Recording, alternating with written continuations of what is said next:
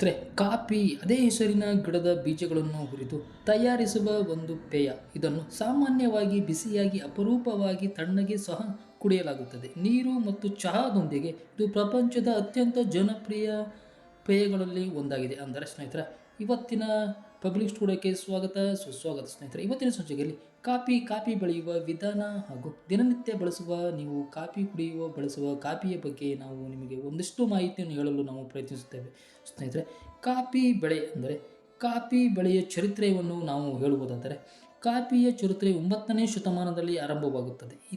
ಸೋಫಿಯಾದಲ್ಲಿ ಮೊದಲ ಬಳಕೆಯಾಗಿ ಬಂದ coffee Egypt ಮತ್ತು ಯುರೋಪ್ಗಳ ಮುಖಾಂತರ ಪ್ರಪಂಚದ ಬೇರೆ ಬೇರೆ ಭಾಗಗಳಿಗೆ ಹಬ್ಬಿತು. ಕಾಫಿ ಎಂಬ ಪದ ಇಥಿಯೋಪಿಯಾದ ಕಾಫ್ ಎಂಬ ಪ್ರದೇಶದಿಂದ ಹೆಸರಿನಿಂದ ಉತ್ಪನ್ನವಾದದ್ದು ಎಂದು ನಂಬಲಾಗಿದೆ.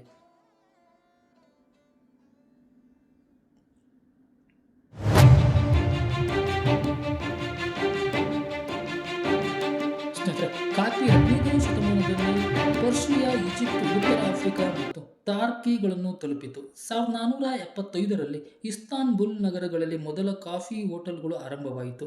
ಕಾಫಿಯ ಉತ್ತೇಜನಕಾರಿ ಗುಣವನ್ನು ಗಮನಿಸಿ 1511ರಲ್ಲಿ ಮೆಕ್ಕಾದಲ್ಲಿ ಇದರ ಉಪಯೋಗಗಳನ್ನು ನಿಷೇಧಿಸಲಾಯಿತು. 1532ರಲ್ಲಿ ಕೈರೋ ನಗರದಲ್ಲಿರುವ ಕಾಫಿ ನಿಷೇಧವನ್ನು ಮಾಡಲಾಗಿತ್ತು. ಆದರೆ ಕಾಫಿಯು ಜನಪ್ರಿಯತೆಯನ್ನು ಕಾರಣದಿಂದಾಗಿ ಕೆಲ ವರ್ಷಗಳ ನಂತರ ನಿಷೇಧವನ್ನು ಹಿಂತೆಗೆದುಕೊಳ್ಳಲಾಯಿತು. 17ನೇ ಶತಮಾನದಲ್ಲಿ ವೇಳೆಗೆ ಯುರೋಪಿನಲ್ಲಿ ಜನಪ್ರಿಯವಾದ ಕಾಫಿಯನ್ನು ಮೊದಲ ಬಾರಿಗೆ ಡಚ್ ವ್ಯಾಪಾರಿಗಳು ದೊಡ್ಡ ಪ್ರಮಾಣದಲ್ಲಿ ಆಮದು ಮಾಡಿಕೊಳ್ಳಲಾಗಿತ್ತು. ಇಂಗ್ಲೆಂಡಿನ ಕಾಫಿ ಮನೆಗಳು ಜನಪ್ರಿಯ ವ್ಯಾಪಾರ ಕೇಂದ್ರಗಳಲ್ಲಿ ಒಂದಾಗಿತ್ತು ಎಂದು ಹೇಳಬಹುದು. ಸ್ನೇಹಿತರೆ, ಈ ಕಾಫಿ ಬೆಳೆಗಳಲ್ಲಿ ಹಲವಾರು ರೀತಿಯ ಕಾಫಿಯ ಪ್ರಭೇದಗಳಿವೆ. ಅಂದರೆ ಕಾಫಿ ಗಿಡಗಳಲ್ಲಿ 2 ಮುಖ್ಯ ಪ್ರಭೇದಗಳಿವೆ. ಕಾಫಿಯು ಅರಾಬಿಕಾ ಮತ್ತು ಕಾಫಿಯ ರೋಬಸ್ಟ. ಅರಾಬಿಕಾ ತಳಿ ಇತ್ತೀಚೆಗೆ ಉಗಮಗೊಂಡಿದ್ದಾರೆ. ರೋಬಸ್ಟ ತಳಿ ಇಂದಿನ ಉಗಾಂಡ ದೇಶದಲ್ಲಿ ಉಗಮವಾಗಿದ್ದು ಎಂದು ಹೇಳಬಹುದು. ರೋಬಸ್ಟ ತಳಿಯು ಕಾಫಿ ಬೀಜಗಳು ಹೆಚ್ಚು ಕೆಫೀನ್ ಅಂಶವನ್ನು ಹೊಂದಿದ್ದು ಇನ್ನೂ ಹೆಚ್ಚು ಕಹಿಯಾಗಿರುತ್ತವೆ. ಆದರೆ ಇವುಗಳಲ್ಲಿ ಹುರಿದಾಗ ಬರುವ ಸ್ವಲ್ಪ ಮತ್ತು ವಾಸನೆಯಿಂದಾಗಿಯೇ ಅರಾಬಿಕ್ ತಳಿಯು ಕಾಫಿ ಹೆಚ್ಚು ಜನಪ್ರಿಯವಾಗಿದೆ ಎಂದು ಹೇಳಲಾಗಿದೆ.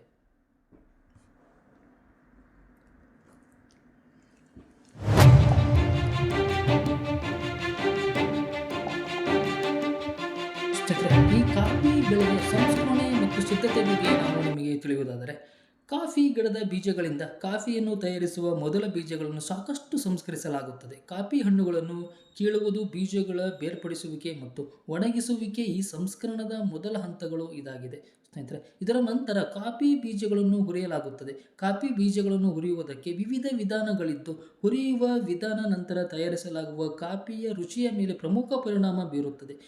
ಹುರಿಯುವಿಕೆಯಲ್ಲಿ ಬೀಜದಿಂದಲೇ ಕೊಬ್ಬಿನ ಅಂಶ ಕರಗಿಸಿ ಸುಗಂಧಿತ ಎಣ್ಣೆಗಳ ಉತ್ಪತ್ತಿ ನಡೆಯುತ್ತದೆ. ಹಾಗೆಯೇ ಕಾಫಿಗೆ ವಿಶಿಷ್ಟವಾದ ಕೆಲವು ಆಮ್ಲಗಳು ಹುಟ್ಟಿ ಕಾಫಿಯ ವಿಶಿಷ್ಟ ರುಚಿ ಹಾಗೂ ವಾಸನೆ ಜನಿಸುತ್ತದೆ.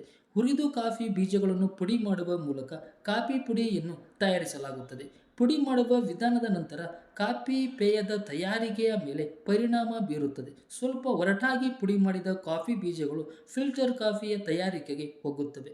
ಕ್ಷಣಸಿದ್ಧ ಕಾಫಿ ಪುಡಿಗೆ ಇನ್ನೂ ಸೂಕ್ಷ್ಮವಾಗಿ ಪುಡಿ ಮಾಡಲಾಗುತ್ತದೆ ಎಂದು ತಿಳಿಸಬಹುದು. ಸ್ನೇಹಿತರೆ, ಈ ಕಾಫಿಯ ಬಗ್ಗೆ ಆರೋಗ್ಯದ ಮೇಲೆ ಪರಿಣಾಮಗಳನ್ನು ನಾವು ಹೇಳುವುದಾದರೆ, ಕಾಫಿ ಕುಡಿಯುವಿಕೆಯಿಂದ ಮಾನವರ ಆರೋಗ್ಯದ ಮೇಲೆ ಯಾವ ರೀತಿ ಪರಿಣಾಮಗಳನ್ನು ಆಗುತ್ತದೆ ಎಂಬುದರ ಬಗ್ಗೆ ಅನೇಕ ಅಧ್ಯಯನಗಳು ನಡೆದಿವೆ. ಮುಖ್ಯವಾಗಿ ಸಿಹಿ ಮೂತ್ರ ರೋಗ, ಹೃದಯದ ತೊಂದರೆಗಳು, ಕ್ಯಾನ್ಸರ್ ಮೊದಲಾದವುಗಳಿಗೆ ಕಾಫಿ ಪಾನದ ಜೊತೆಗೆ ಸಂಬಂಧಗಳಿವೆ ಎಂಬುದರ ಬಗ್ಗೆ ಅಧ್ಯಯನಗಳು ನಡೆದಿವೆ. ಆದರೆ ವಿವಿಧ ಅಧ್ಯಯನಗಳ ಫಲಿತಾಂಶಗಳನ್ನು ಬಳಸಿ ಒಂದು ಸ್ಪಷ್ಟ ವೈದ್ಯಕೀಯ ತೀರ್ಮಾನಗಳು ಇಲ್ಲಿವರೆಗೂ ಯಾರೂ ಸಹ ಹೊರಹೊಮ್ಮಕ್ಕಿಲ್ಲ ಎಂದು ಹೇಳಬಹುದಾಗಿದೆ.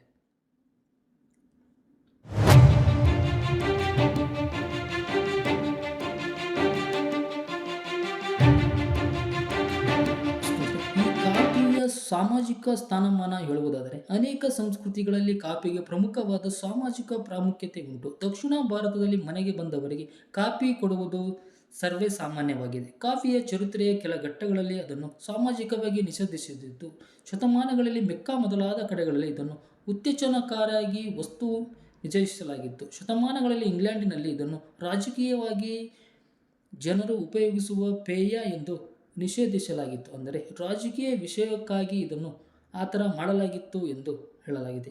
ಭಾರತದ ಇದರ ಬೆಳೆಗಳನ್ನು ಹೇಳುವುದಾದರೆ 2016ರ ವರದಿಯ ಪ್ರಕಾರ 2015-16ನೇ ಸಾಲಿನಲ್ಲಿ 3.48 ಲಕ್ಷ ಟನ್ ದಾಖಲೆ ಪ್ರಮಾಣದ ಕಾಫಿ ಉತ್ಪಾದನೆಯಾಗಿತ್ತು. ಅಂದರೆ 2016 ಮತ್ತು 17ನೇ ಮಾರುಕಟ್ಟೆ ವರ್ಷದಲ್ಲಿ 3.20 ಲಕ್ಷ ಟನ್ ಕಾಫಿ ಬೆಳೆಯುವ ನಿರೀಕ್ಷೆ ಇದೆ ಎಂದು ಪ್ರತಿ ರೀತಿಯಲ್ಲಿ ಹವಾಮಾನದಿಂದ ಕಂಡುಕೊಳ್ಳಲಾಗಿದೆ. ವರ್ಷದಲ್ಲಿ ದೇಶದ ಒಟ್ಟು ಕಾಫಿ ಇಳುವರಿಗೆ 8% ಅಂದರೆ 0.28 ಲಕ್ಷ ಟನ್ ಕುಸಿಯುವ ಸಾಧ್ಯತೆ ಇದೆ ಎಂದು ಹೇಳಲಾಗಿದೆ. ಕಾಫಿ ಮಂಡಳಿ ಇದಕ್ಕೆ ಹೇಳಿಕೆಯನ್ನು ನೀಡಿದೆ.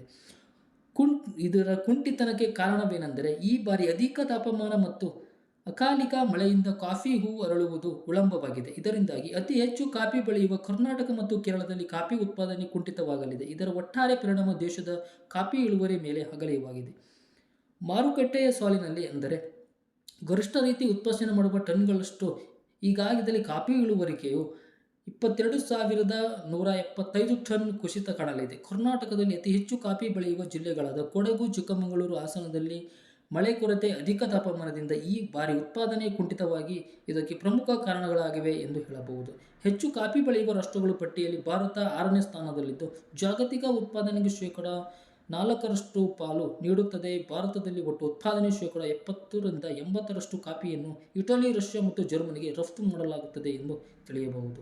ಸ್ನೇಹಿತರೆ, ಉತ್ಪಾದನೆ ಮತ್ತು ನಿಯಂತ್ರಿತ ರಾಜ್ಯಗಳು ಕಾಫಿ ಉತ್ಪಾದನೆಯಲ್ಲಿ ಹೇಳುವುದಾದರೆ ಕರ್ನಾಟಕದಲ್ಲಿ ಒಟ್ಟು ಉತ್ಪಾದನೆ ಟನ್ಗಳಷ್ಟು ಅಂದರೆ 2,21,345 ಟನ್ಗಳಷ್ಟು ಆಗುತ್ತದೆ. ಕೇರಳದಲ್ಲಿ 62.440 ಟನ್ಗಳಷ್ಟು ಆಗುತ್ತದೆ. ಅಂದರೆ ತಮಿಳುನಾಡಿನಲ್ಲಿ 17.560 ಟನ್ಗಳಷ್ಟು ಪ್ರತಿ ವರ್ಷ ಬೆಳೆಯಲಾಗಿದೆ. ಅಂದರೆ ಒಟ್ಟು ಲಕ್ಷ ಟನ್ನುಗಳನ್ನು ಹೇಳುವುದಾದರೆ ಹಲವಾರು ರೀತಿಯ 3.20% ಟನ್ಗಳಷ್ಟು ಭಾರತದಿಂದ ಕಾಫಿಯನ್ನು ಬೆಳೆಯಲು ವಿಜೃಂಭವಾಗಿ ಬೆಳೆಯಲಾಗುತ್ತದೆ ಎಂದು ತಿಳಿಸಬಹುದು. ಇದೇ ರೀತಿ ಇವತ್ತಿನ ಸಂಚಿಕೆಯಲ್ಲಿ ಕಾಫಿ ಬೆಳೆಯುವ ಹಾಗೂ ಕಾಫಿಯ ವಿವಿಧ ಮಾರುಕಟ್ಟೆಯ ಬಗ್ಗೆ ನಾವು ನಿಮಗೆ ಹೇಳಲು ಪ್ರಯತ್ನ ಮಾಡಿದ್ದೇವೆ. ಧನ್ಯವಾದಗಳು.